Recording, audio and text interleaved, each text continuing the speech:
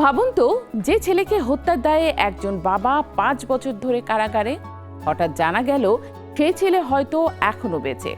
এই এক তথ্যই বদলে দেয় সবকিছু। সত্য খুঁজতে শুরু হয় জীবন মরণ অভিযান।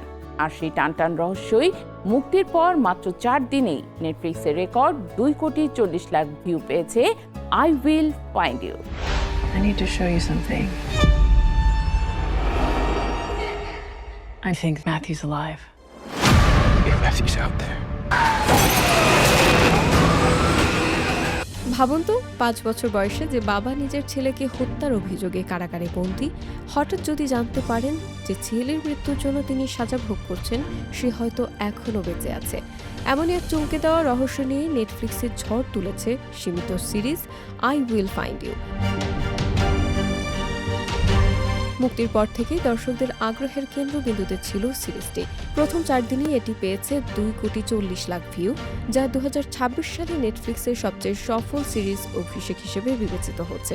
শুধু তাই নয়, 15 থেকে 21 জুন সপ্তাহে ইংরেজি ভাষার টিভি সিরিজের বৈশ্বিক তালিকায়ও শীর্ষস্থান দখল করছে এটি। গল্পের কেন্দ্রীয় চরিত্র ডেভিড বারোজ, যার ভূমিকায় অভিনয় করেছে অস্ট্রেলীয় অভিনেতা স্যাম ওয়ার্থিংটন। 5 বছর আগে নিজের ছেলেকে হত্যার অভিযোগে যাবজ্জীবন কারাদণ্ড পান। আদালত তাকে অপরাধী হিসেবে রায় দিলেও শুরু থেকেই ডেভিড দাবি করে আসছেন তিনি নির্দোষ। ঠিক যখন সবকিছু শেষ হয়ে গেছে বলেই মনে হচ্ছিল, তখনই আসে গল্পের সবচেয়ে বড় মোড়। ডেভিডের শালিকা র্যাচেল এমন কিছু প্রমাণ হাতে পান যা শুধু মামলার ভিত্তি নাড়িয়ে দেয় না, বরং ইঙ্গিত দেয় ডেভিডের ছেলে হয়তো এখনও জীবিত। এরপর সত্যের সন্ধানে কারাগার থেকে পালিয়ে জীবন বাজি রেখে এক বিপজ্জনক অভিযানে নামেন ডেভিড। কিন্তু তিনি কি সত্যি ছেলেকে খুঁজে পাবেন, নাকি এর পেছনে লুকিয়ে আছে আরও ভয়ঙ্কর কোনো ষড়যন্ত্র? রহস্য, পারিবারিক আবেগ আর টান টান উত্তেজনার নিখুঁত মিশেলে এগিয়ে চলে সিরিজটি। প্রতিটি পর্বেই নতুন নতুন করে প্রশ্ন তৈরি হয়, আর উত্তর খুঁজতে গিয়ে দর্শক আরও গভীরে ডুবে যায় গল্পের ভেতরে। এই সপ্তাহে ইংরেজি ভাষার সিরিজের তালিকায় আই উইল ফাইন্ড ইউ এর পর রয়েছে আউটলাস্ট, দ্য জঙ্গল, সুইট ম্যাগনোলিয়াস এবং আমেরিকান সুইটহার্ট, ডালাস কাউবয়েজ চিয়ারলিডার্স। অন্যদিকে ইংরেজি ভাষার তালিকায় টিচ ইউ আ লিসন টানা 3য় সপ্তাহে শক্ত অবস্থান ধরে রেখেছে।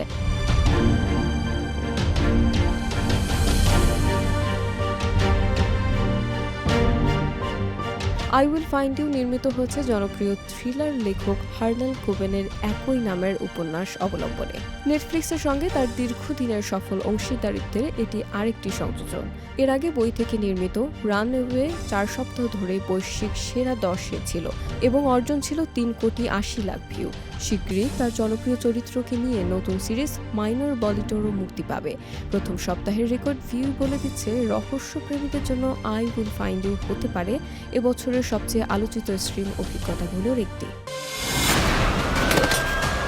The past never changes. He needs to know the truth. Till one day,